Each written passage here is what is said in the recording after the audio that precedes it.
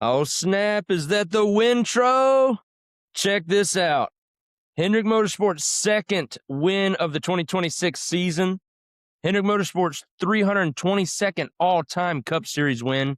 That's the most of any team all-time. Hendrick Motorsports' 13th Cup Series win at Texas Motor Speedway. Chase Elliott's second win of the 2026 season.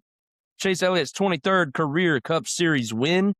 Chase Elliott's second career win at Texas Motor Speedway. Chase Elliott's earliest he's ever had multiple wins in a single season. This is Chevy's third win of the 2026 season. We had 3 HMS cars in the top 10. Winners, listen here. The vibes are high. Let's celebrate. We got ourselves an episode. Welcome back to Zip It Up Pod.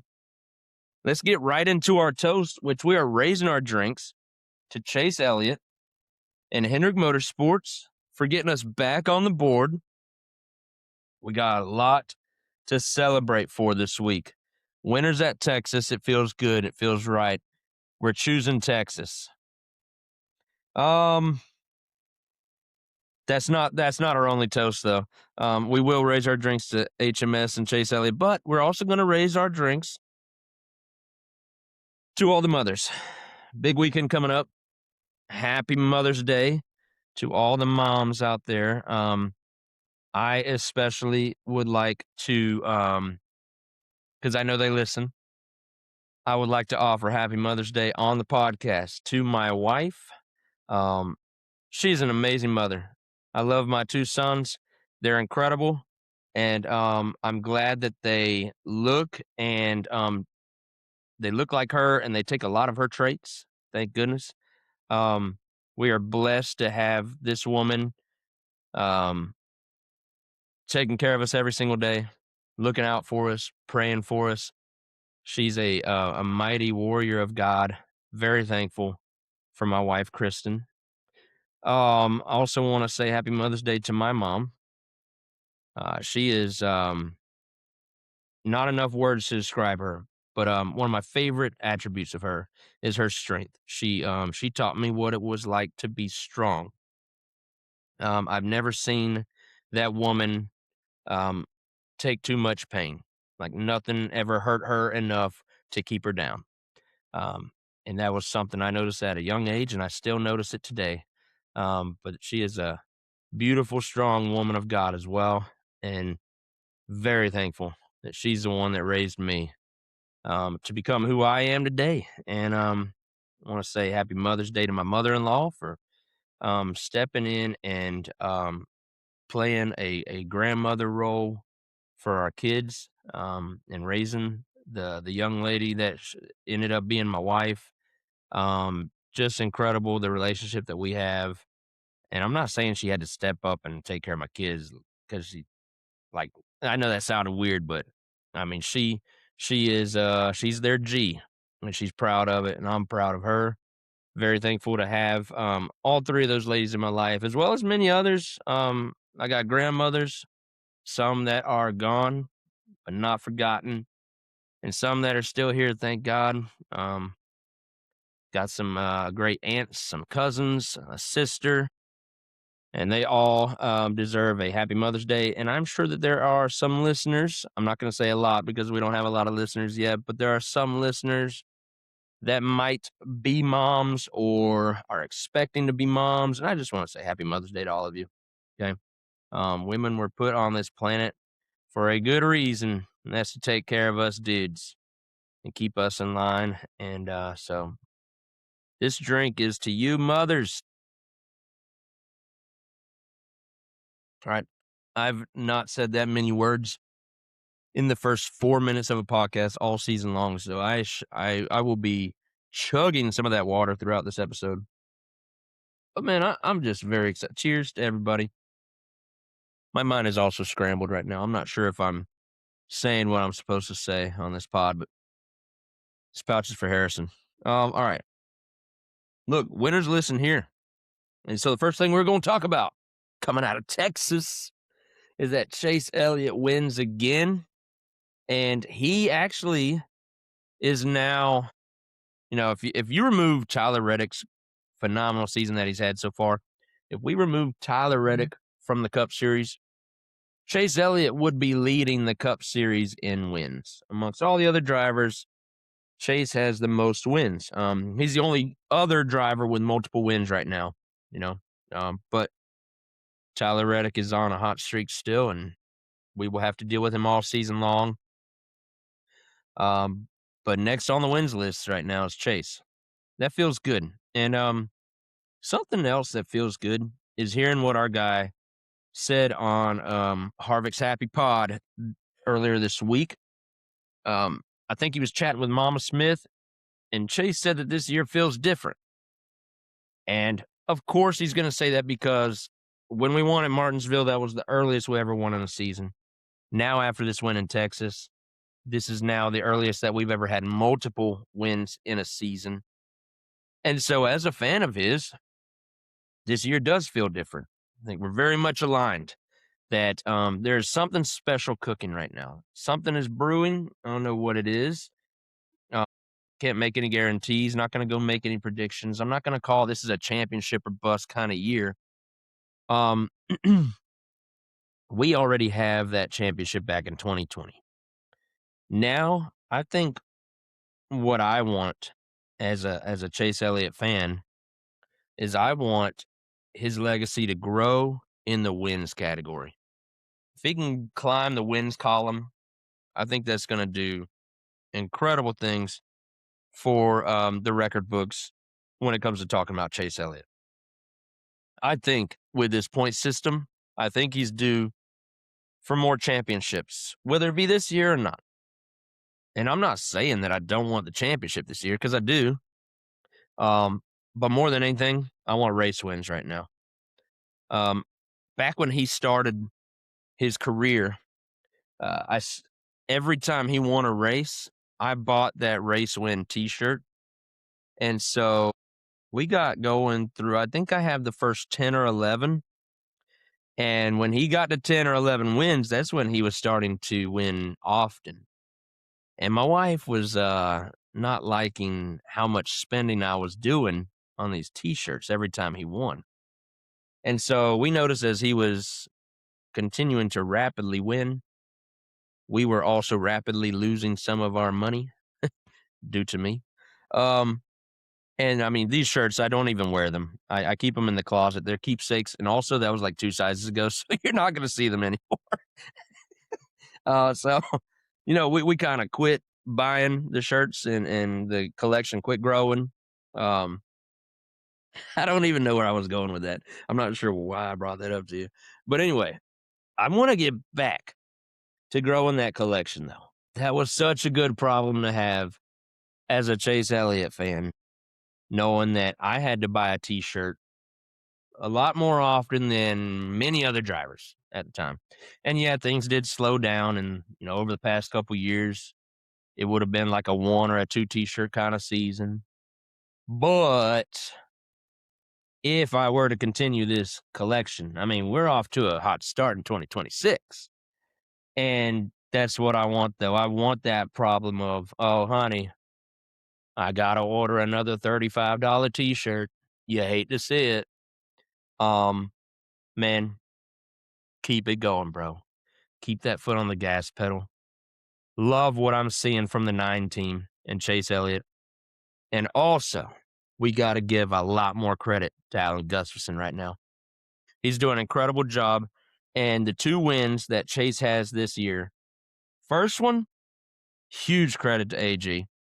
This second one, got to credit him just as much, though. He's the crew chief. He's sitting atop the box. He's the one making the strategy and calling the race. We do as AG says. And love the calls that he's given us to put us in position, because track position is so key in this car at pretty much all the racetracks. So not only is he helping us get that track position, but then late in the race, I mean, he does make the call to keep us out on the track. And Denny Hamlin's team was talking about running Hurricane, like that was their little run out up the middle. If you're talking football plays, Their race play on Sunday was called Hurricane, and he didn't like that. Whatever Hurricane was, it was not to stay out and take the front row spot next to Chase.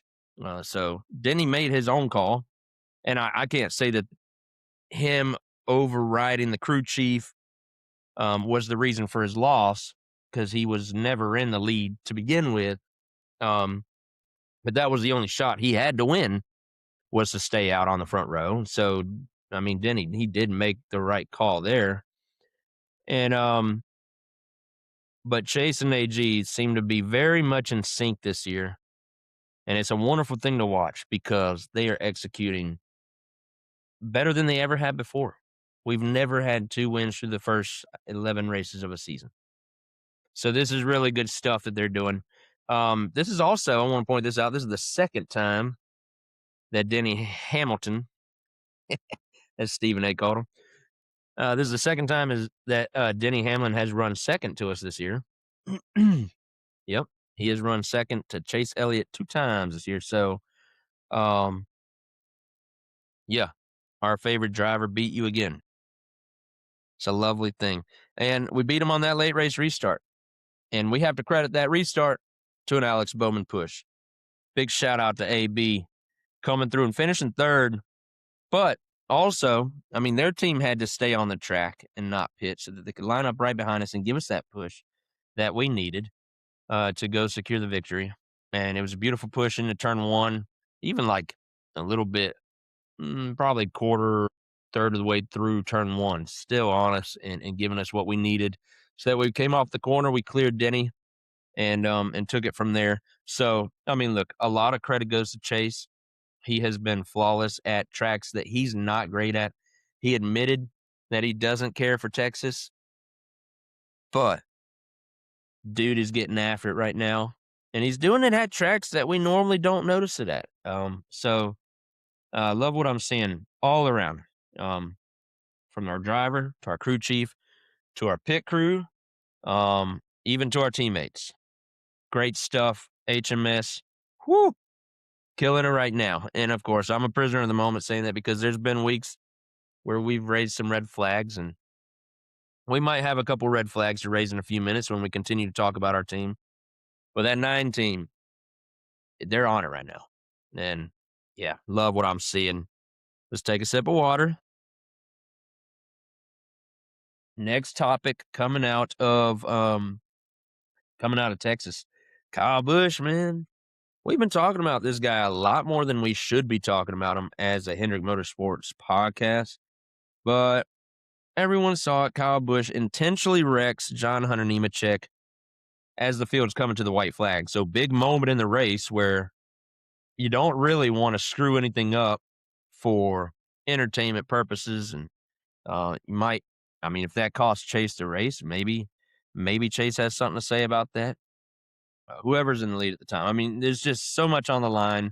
Coming to the white flag, Kyle Busch intentionally wrecks JHN. I mean, then Kyle went on Twitter. I think it was Twitter or someone caught this, but he said that his tires were on the hash marks when they were coming down the straightaway and he and JHN made contact.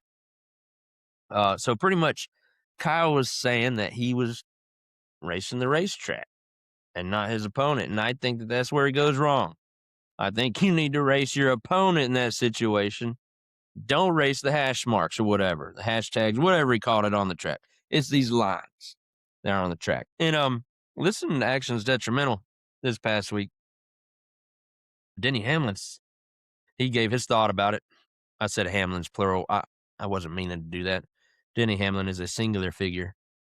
But Hamlin said that he didn't even know that there were hash marks on the racetrack where Kyle was. So, I mean, look, I understand that that's maybe his preferred racing style, but dude, it's not doing you any good right now. You really have got to start racing your opponents, I guess. Notice that there's a car to the right of you and just don't make contact. But he used that to fuel his anger even more. And, he was actually having a decent race.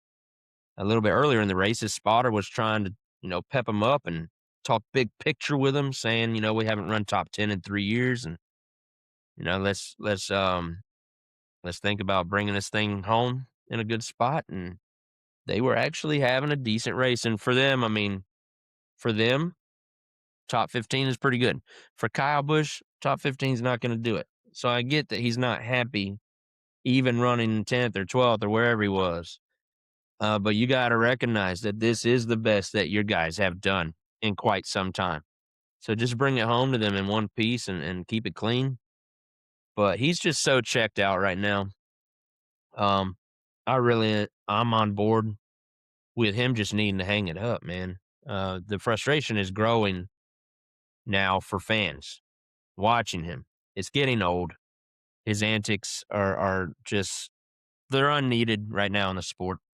Um, like I said, we've talked about him way too much through 11 weeks on a podcast that really only talks about Hendrick Motorsports. If we talk about anything else, it has to be a very hot topic and a huge observation within the NASCAR world. And that's what this guy's doing right now, is giving us something every week to talk about, which is great.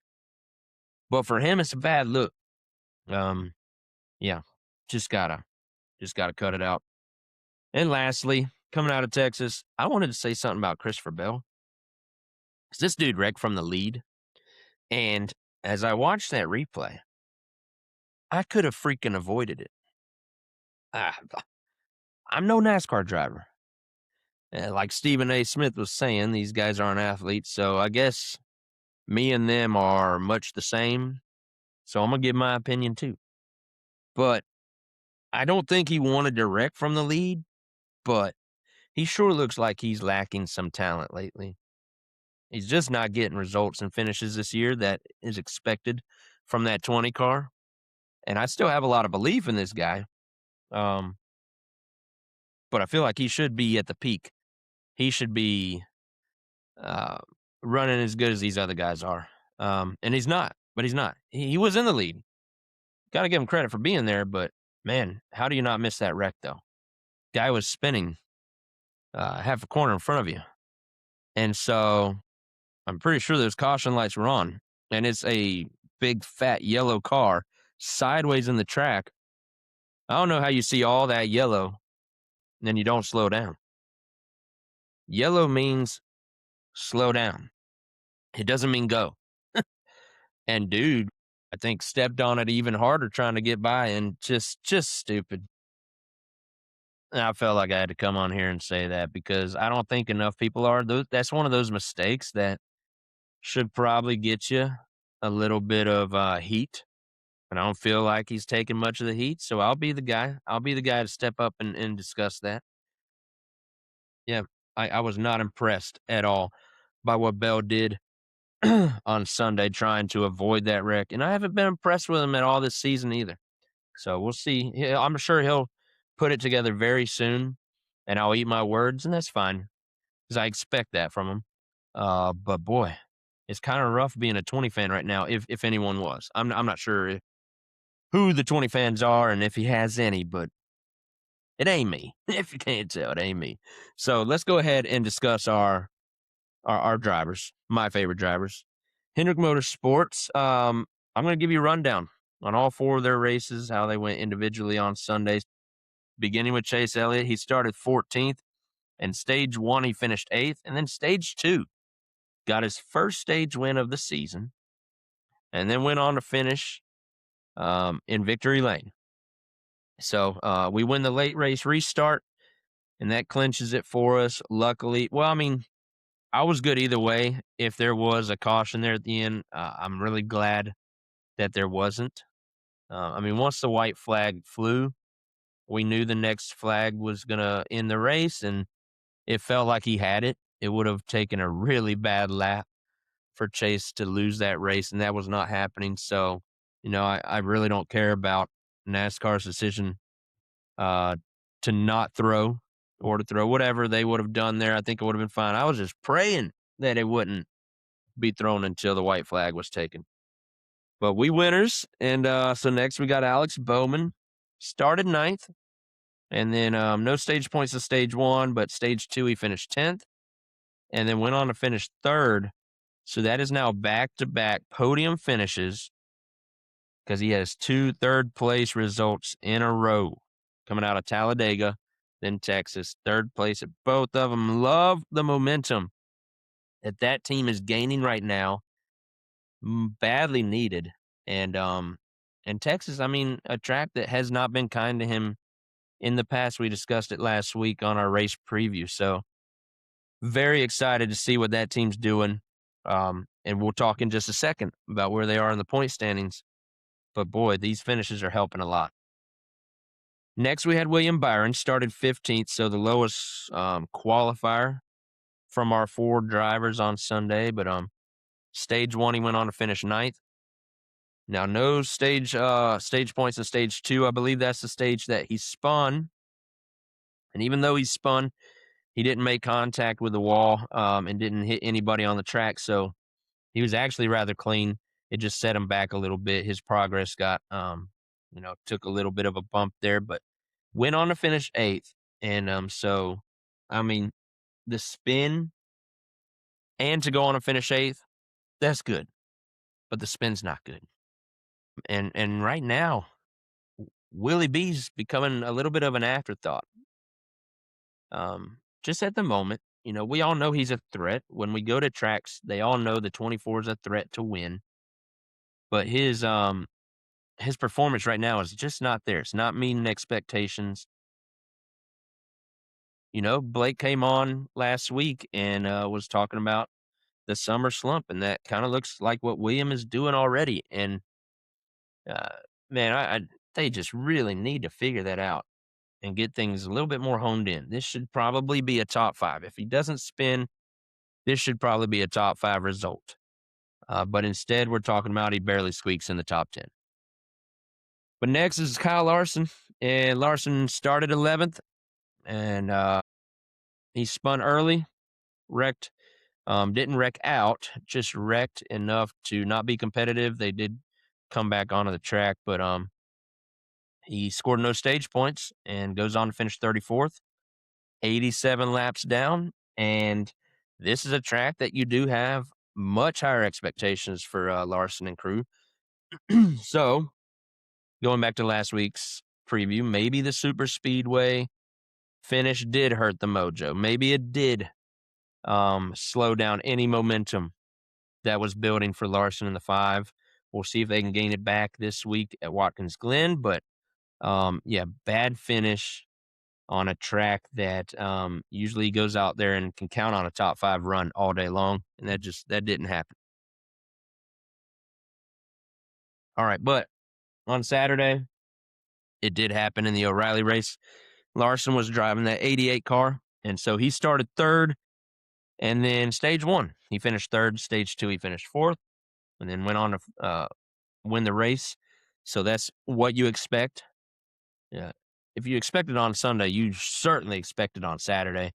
He did come through and win on Saturday. Corey Day, however, he started 6th and then wrecked very early in this race and ended up finishing 37th, minus 199 laps. So this was coming off of his first career win at Talladega. So Corey Day, welcome to NASCAR, going from the highest of highs to the lowest of lows in the matter of 1 week. And so this is now probably his worst finish. I didn't look at his stats from last year, the part-time schedule he was running, but I don't think you can get much worse than 37th. So there we are. So now let me update you with the current driver standings. Boy, by the way, before I get into this, another reason I needed my water tonight is because I'm losing my voice right now. My throat is kind of kicking my butt. And so my buddy was just here this past weekend, and he never felt bad, but he didn't have a voice the whole time he was here. And I don't know if I'm getting a little bit of that, but I could also be catching a little something from my family. So my 3-year-old had something last week, and then that has spilled over now. My wife is trying to get over hers, and then now my 6-year-old is dealing with it. We kept him out of school today and probably keeping him tomorrow. So there's something going around this house right now. And I look like I might be the last one standing, but I'm not standing much longer. So y'all excuse me. if I have a very monotone and deep voice tonight, I tried to give it my all for that Wintro, but right now we struggling to get through the rest of this episode. And again, I feel good. It's just my throat's bothering me, so got to keep some water on it. All right, current driver standings. Chase Elliott is third in the standings right now. He's minus 117 to the leader, Tyler Reddick. Kyle Larson is eighth in the standings. He's minus 208. William Byron is 10th in the standings. He's minus 218. And then Alex Bowman, finally, for the first time this season, jumped some positions in the point standings. He is now 34th.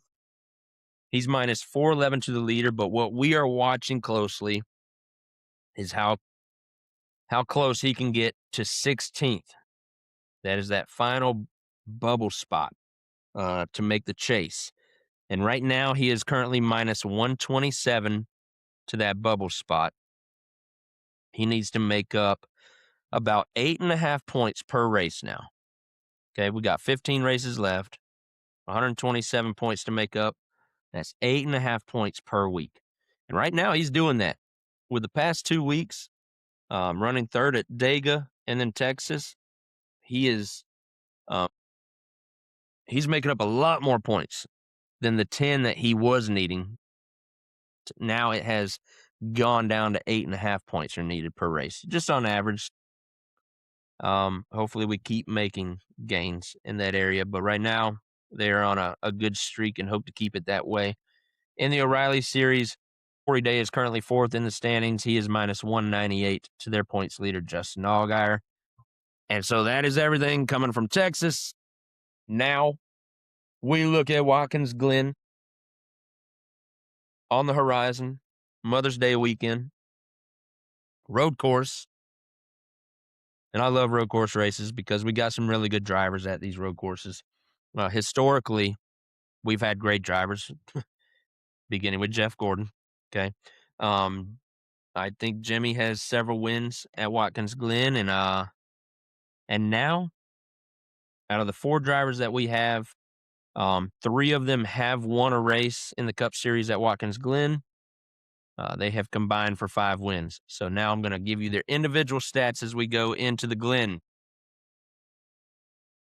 All right, we'll start with Kyle Larson. Larson has 11 starts at Watkins Glen. That includes 2 wins, no poles, 3 top 5s, 5 top 10s. He's led 38 laps, and his average finish is 14.6. So very solid here. Chase Elliott has 9 starts at Watkins Glen. He has 2 wins, including his first career Cup Series win. Came here at the Glen. That's the one that Jimmy had to push him back to pit road after he won. He also has 2 poles here. Don't see this guy get many poles, but he's got multiple poles at Watkins Glen. He's got 4 top 5s and 4 top 10s. He's led 170 laps, and his average finish is 12.3. So one of his better tracks, no doubt. William Byron has 7 starts here, and he's got 1 win, no poles. He's got 2 top 5s, 4 top 10s. He's led 66 laps, and his average finish is 13.7. So this should be a week that Willie B can get back on track, hopefully. And then we got Alex Bowman. And after the great run that he's been on these past couple weeks, we go to a track that he has some miserable stats to read off. And so I'm going to do that for you. If you don't want to hear some depressing thoughts, go ahead and skip about 30 seconds. But Alex Bowman has 9 starts at Watkins Glen, which includes no wins, no poles, no top 5s, no top 10s. He's only led 1 lap, and his average finish is 20.9. So never finished in the top 10. I'm not sure what his best finish is here, but we are hoping that maybe he'll turn that around. Maybe the 3rd place thing continues. Okay, we are trending in the right direction. A 3rd place finish at the Glen this week would be a victory for that 48 team.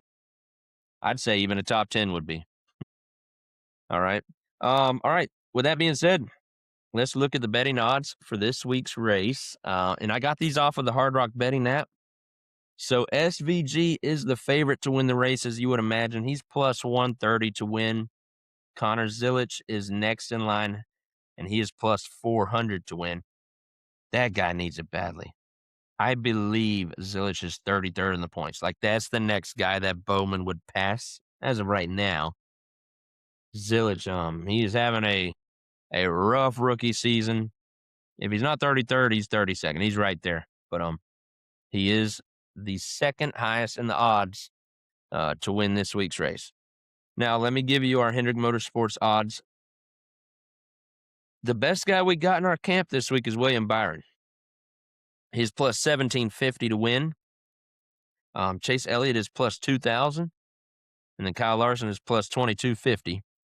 And Alex Bowman, much further down the list, he is plus 5,000 to win this week.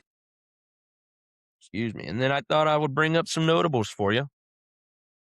Tyler Reddick, who has 5 wins already this season, he actually has the third best odds at the Glen this week. He's plus 900 to win. Chris Buescher is plus 2,000.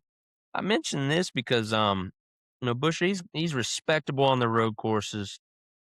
Can definitely get it done. He's got the same odds as Chase coming into this race, and right now he's 5th in the points. That surprised me because Blaney's the highest Ford in the points right now. He's 4th, and then right behind him is Chris Buescher, 5th in the points. Did not see that coming. I would not have guessed that.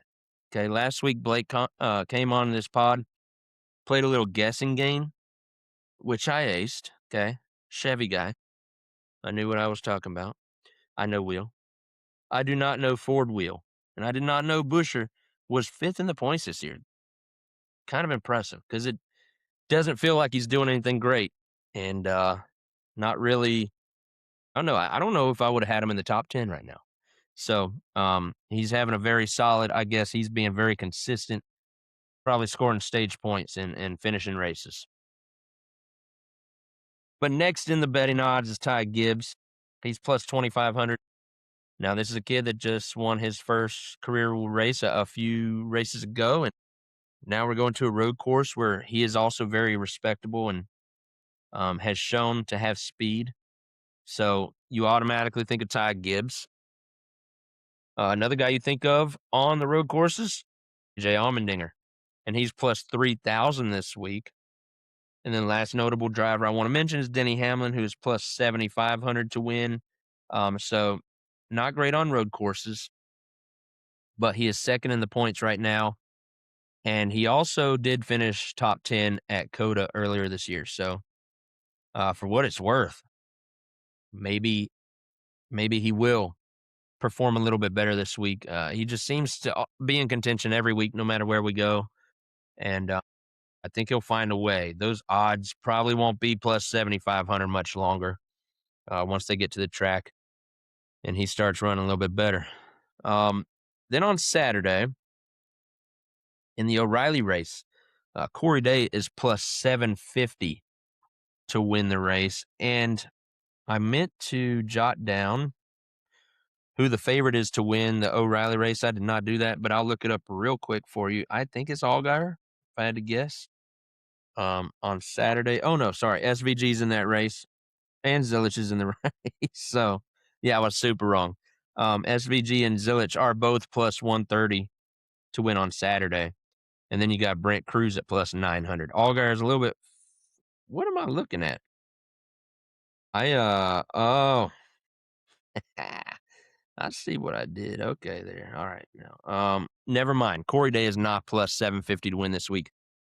When I was doing my notes earlier, I think I was looking at his championship odds, which are currently plus 750. So his odds to win this race this week actually much, much more impossible to do, probably. Plus 5,000. Plus 5,000 for Corey Day. All right. So there goes that. But let's go ahead and make our predictions, and then I'll give you the schedule, and we'll be on our way to another fantastic NASCAR weekend. I'm going to give you 3 picks this week. As I do every week, I'm going to give you a Hendrick winner, a non-Hendrick winner, and then the long shot to watch for. So beginning with our Hendrick Motorsports pick, I've got to pick this guy because the vibes are high. We started with the Wintro for this driver. Got 2 wins already this year. And yes, he's had really good cars, but they've had really great execution. And you need that at the road course. And yeah, it's going to be tough to beat SVG, but I still feel like Chase is just as good as anybody else on the road courses. Sure, he hasn't won in this next gen car on a road course, but we're seeing them turn over a new leaf at these mile and a halves and at these short tracks and at all the other tracks. He's starting to put it together. And like I said, execution is key. We can come out and execute at the Glen. We're going to be in contention. And those plus 2,000 odds are a little disrespectful if you ask me. So I'll take Chase out of our 4 drivers this week. Now, next up, I got to make the non-Hendrick pick. And it simply comes down to 2 guys, SVG or Zilich. And as much as I would rather Zilich be the race winner this week if I had to pick out of the 2. I just don't think he will, though. I think he'll put up a much better fight than he did at Coda. Coda was kind of forgetful for that team. So I do have, higher expectations this week because that's what we're pretty much gauging off of is how Coda went. And this season has not gone great for the 88 car. So I do think Zilich will turn things around this week, but I just don't think he'll turn them around enough to beat the 97. So SVG, unfortunately, has to be my pick to win this. I know that's not exciting and it's not a hot take, but it's a safe take. So we'll go SVG. And then long shot that I think you might need to watch for. I'm going to say that 71 of Michael McDowell. Um, I've just been noticing, even going back to last year, all those road course races, um, he just steps up every now and then on these road courses and impresses and just runs well. Mm, I mean, he could definitely come out and have a dud. Anybody could, but he just every now and then will do something and grab a top 5 or a top 10 at a road course when he's not having a great day or it doesn't seem like he is, and he just always goes to the back of your mind. He's a very forgetful driver. So I think he's going to have one of those weeks that his team badly needs and will run good and be competitive. And so I think he has plus 3,000 odds to win at the Glen this weekend. And I think he'll surprise some of us. So definitely I wouldn't pick him over SVG, over Zilich.